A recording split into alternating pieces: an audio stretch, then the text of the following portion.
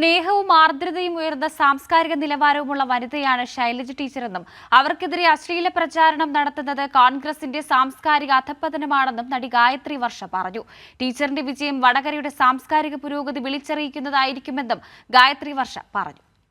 സാംസ്കാരികമായി ഉന്നത നിലവാരം പുലർത്തുകയും സാമൂഹിക പ്രതിബദ്ധതയും ആർദ്രതയും സ്നേഹവുമുള്ള സ്ത്രീയാണ് ശൈലജ ടീച്ചറെന്ന് സിനിമാ സീരിയൽ താരം ഗായത്രി വർഷ പറഞ്ഞു.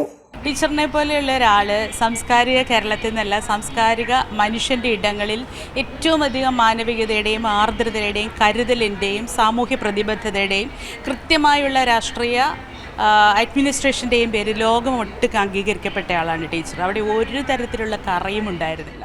ഒരു കാലത്ത് ഇന്ത്യയുടെ അഭിമാനമായിരുന്ന കോൺഗ്രസ് ടീച്ചറെ പോലെയുള്ള ഉന്നത നിലവാരം പുലർത്തുന്ന ഒരു സ്ത്രീയെ അശ്ലീല പദപ്രയോഗങ്ങൾ നടത്തി അവഹേളിക്കുകയാണ്. കോൺഗ്രസിന്റെ അധപ്പതനമാണത് കാണിക്കുന്നതെന്നും ഗായത്രി വർഷ പറഞ്ഞു. ഇന്ത്യയുടെ അഭിമാനമായിരുന്ന ഇന്ത്യൻ നാഷണൽ കോൺഗ്രസ് ഉൾപ്പെടെയുള്ള പാർട്ടികൾ വ്യക്തിഹത്യ ചെയ്യുന്ന രീതിയിലേക്കുള്ള പ്രചാരണ പരിപാടികളാണ് അഴിച്ചുവിട്ടത്. അത് നമുക്ക് കൃത്യമായി അറിയാം. ടീച്ചറിൻ്റെ പ്രവർത്തന രംഗങ്ങളിൽ ഒരു തരത്തിലും മാറ്റി നിർത്താനോ കുറവ് കാണോ പറ്റുന്ന ഒരു അന്തരീക്ഷം ഉണ്ടായില്ല. വടകരയിലേക്ക് വരുമ്പോൾ കേൾക്കുന്ന ഇത്തരം അശ്ലീല പ്രചാരണം ഒരു വേദനയായി മാറുകയാണ്.